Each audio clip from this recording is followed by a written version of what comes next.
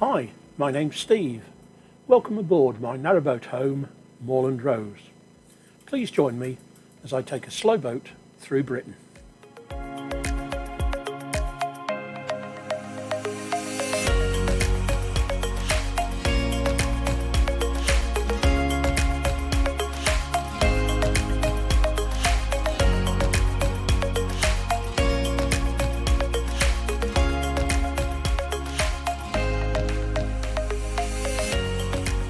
The mooring above the lock in Newark is not the most scenic, but it is handy for the town, and it was only for one night.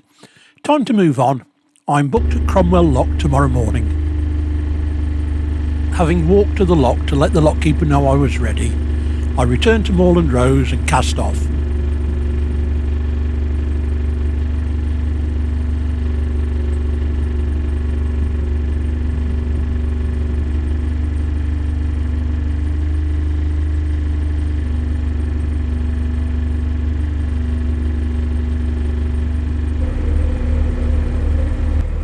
The lights are green and the lockie has the gates open for us.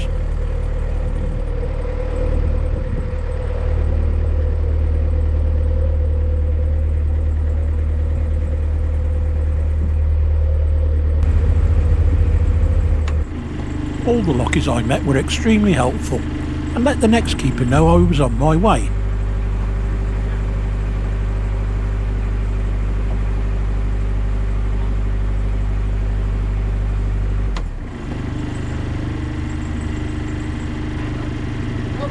Lovely.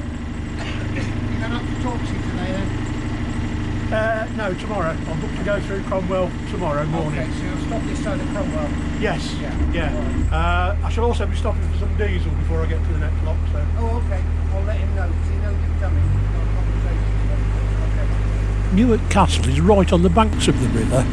It was partly destroyed in 1646 at the end of the English Civil War, but it dates back much further, being the castle where the notorious King John, of Magna Carta fame, passed away from dysentery, according to tradition, from eating a surfeit of peaches.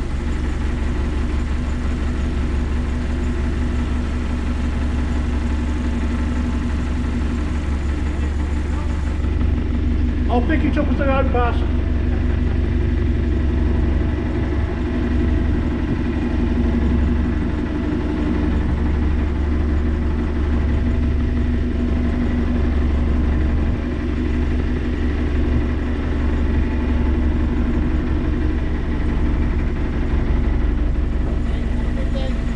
Thanks a lot.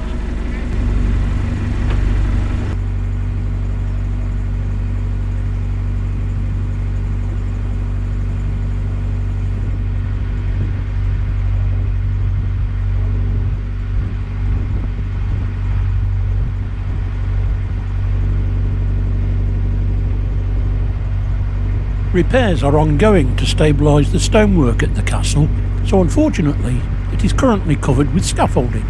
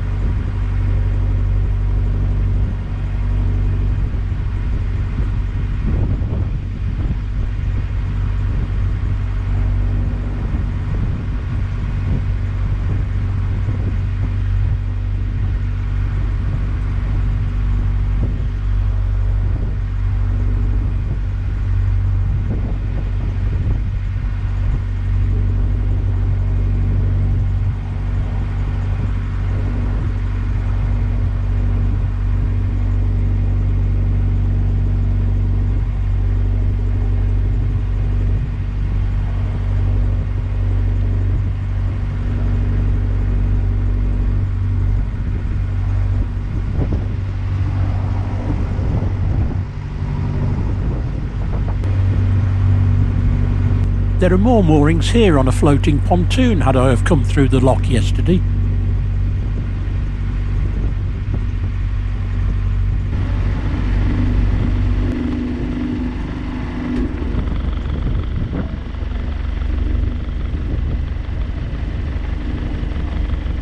I am going to top up my diesel before heading out onto the tidal River Trent, so turning to Newark Marina on the outskirts of the town.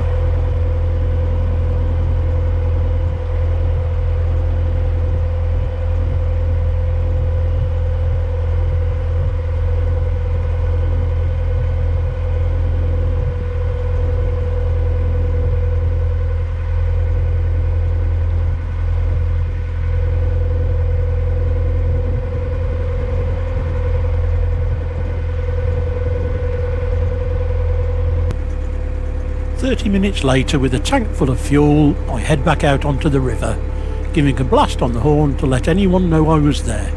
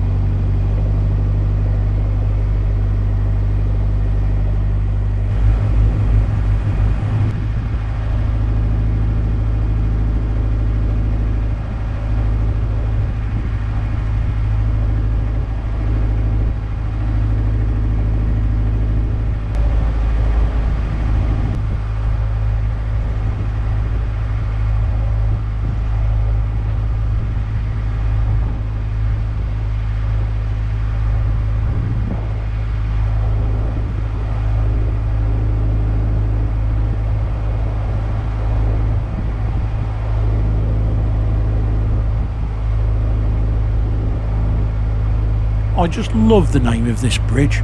Built in 1915 with a single concrete pour, it is believed to be the only turnover bridge on a waterway capable of taking boats over 14 feet wide.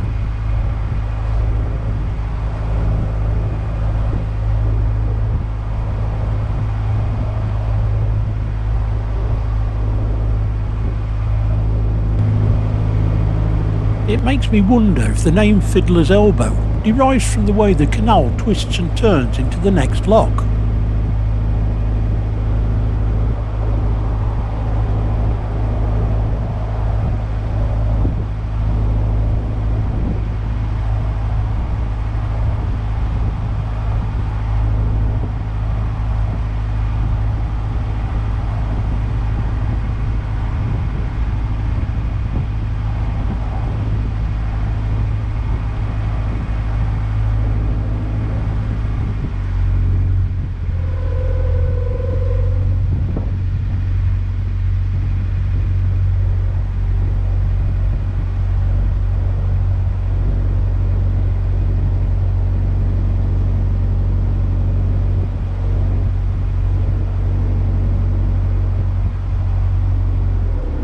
The green light shows the lock is waiting for us and we can go straight in. If only I could see the lock.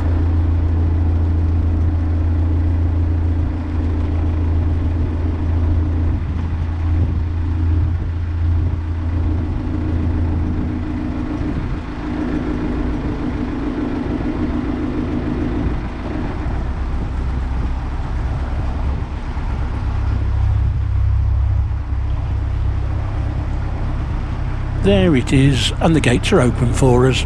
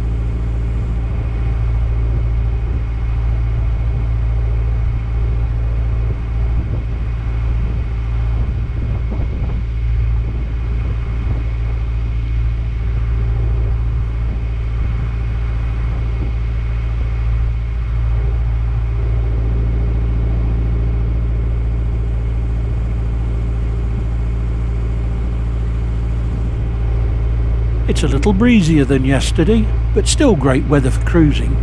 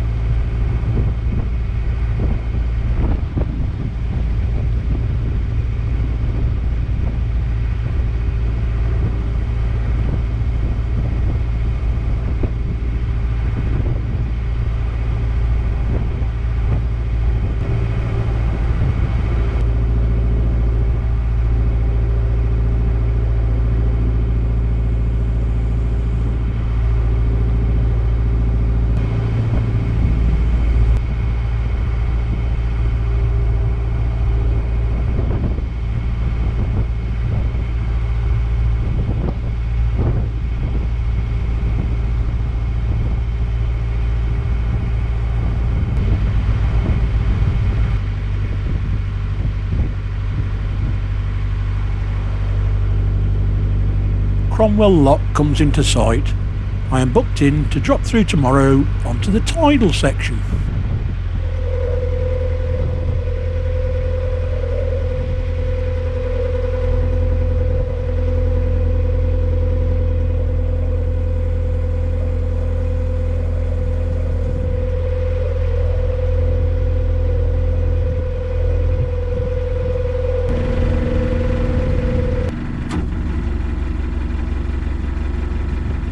The green boat is just leaving to head upstream, so I will take his place on the floating pontoon to wait for the morning.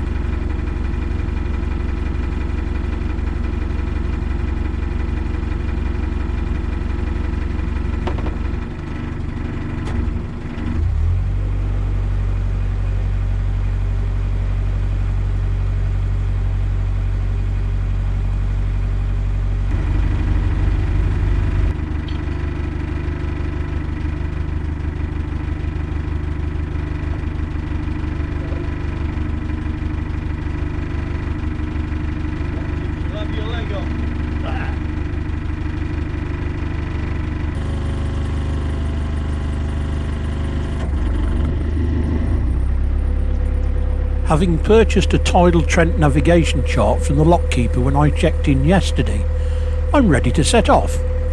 The chart is considered essential as it gives details of sandbanks and other navigation hazards on the river.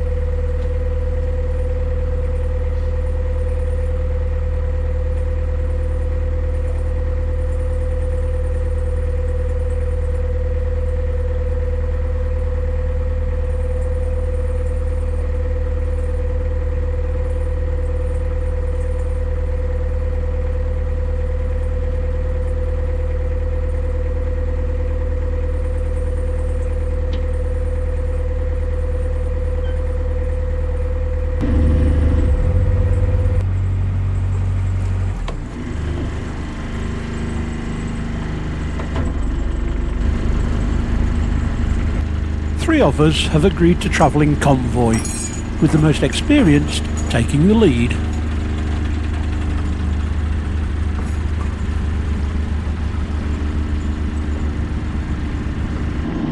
The Lockie was brilliant, advising us the time to leave to catch the tides, both here and at Torksey, where we plan to moor for tonight before carrying on to Kidby tomorrow.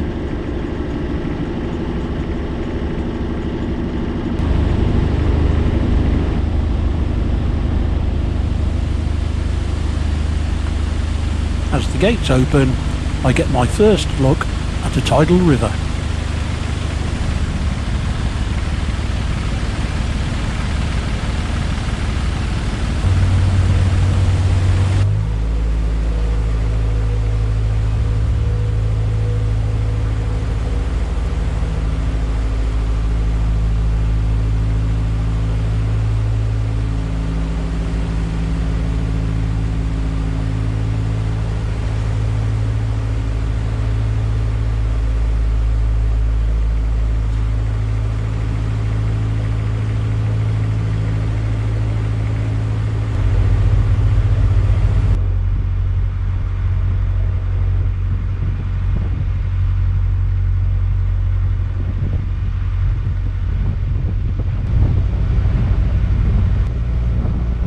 With the tide still rising, the first part of our journey will be slow as we push against the flow, but this will change dramatically as the tide turns.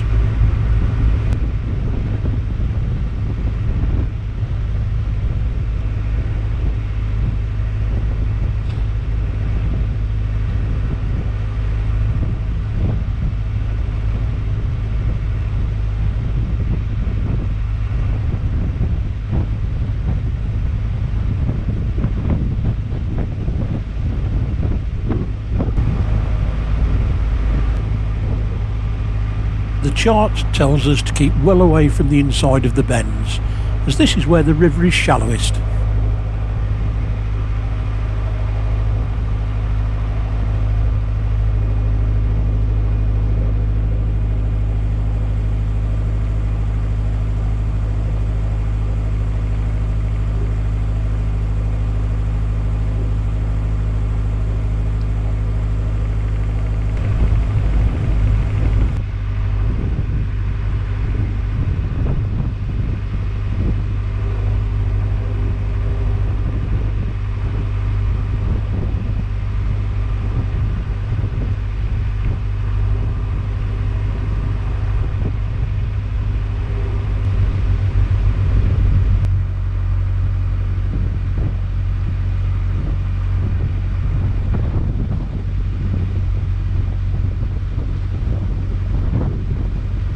We are picking up speed now as the tide has turned and we are travelling with the flow.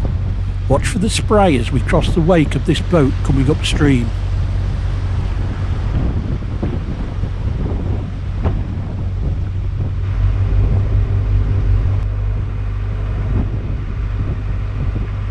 One of the landmarks the chart says to look out for is the old windmill of Mill Farm at Carlton-on-Trent.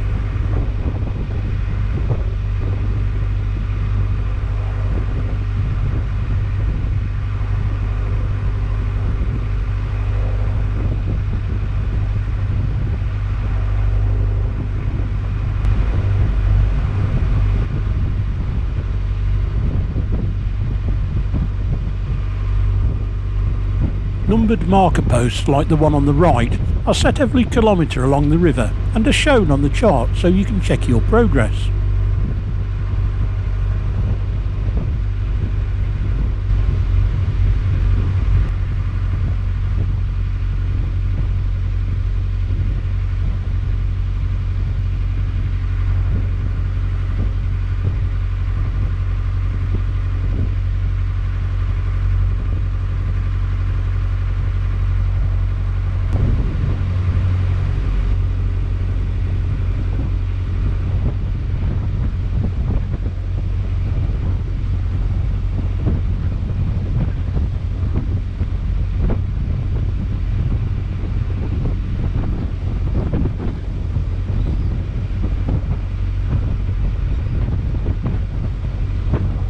This viaduct carried rail traffic until 1980, but now forms part of the National Cycle Network.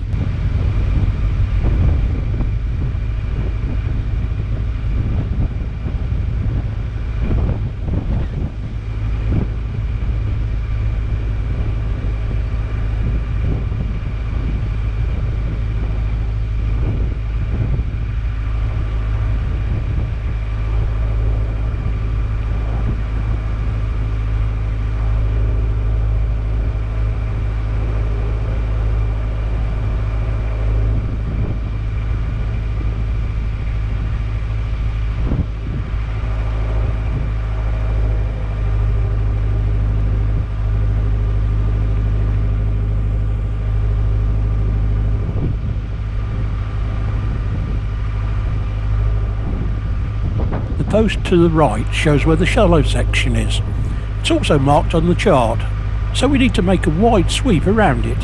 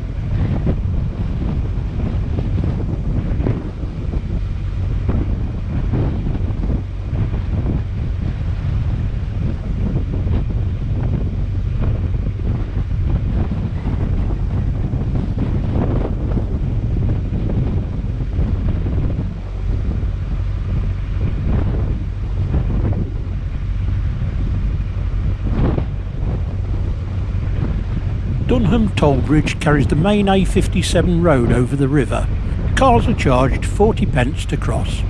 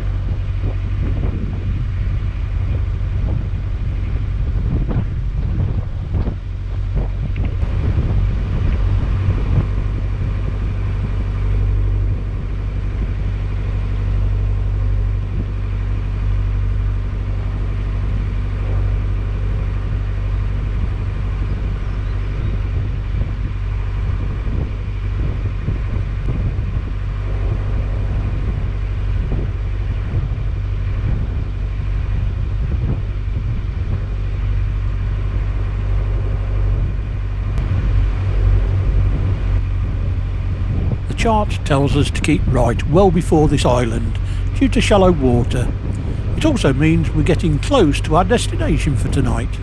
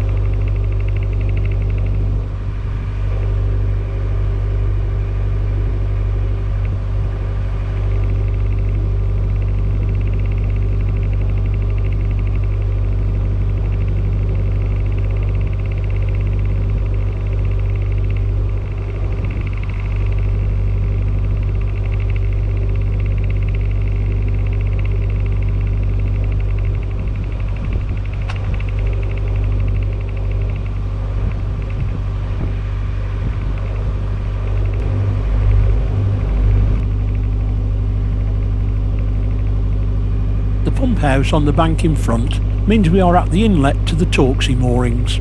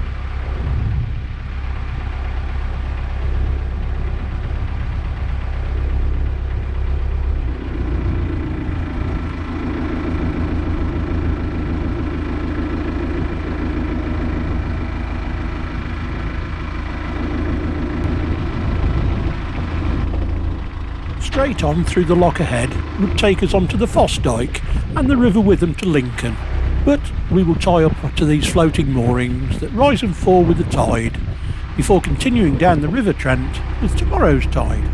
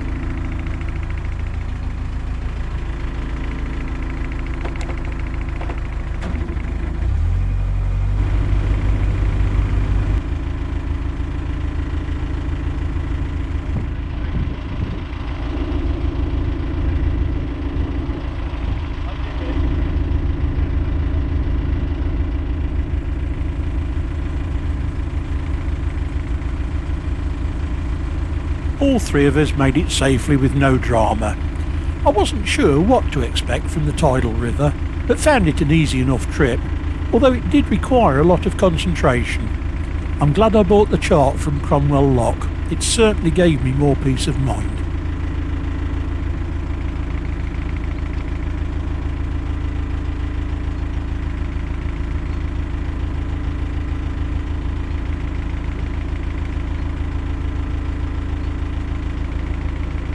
Let me know in the comments below if it was your first time cruising a tidal river.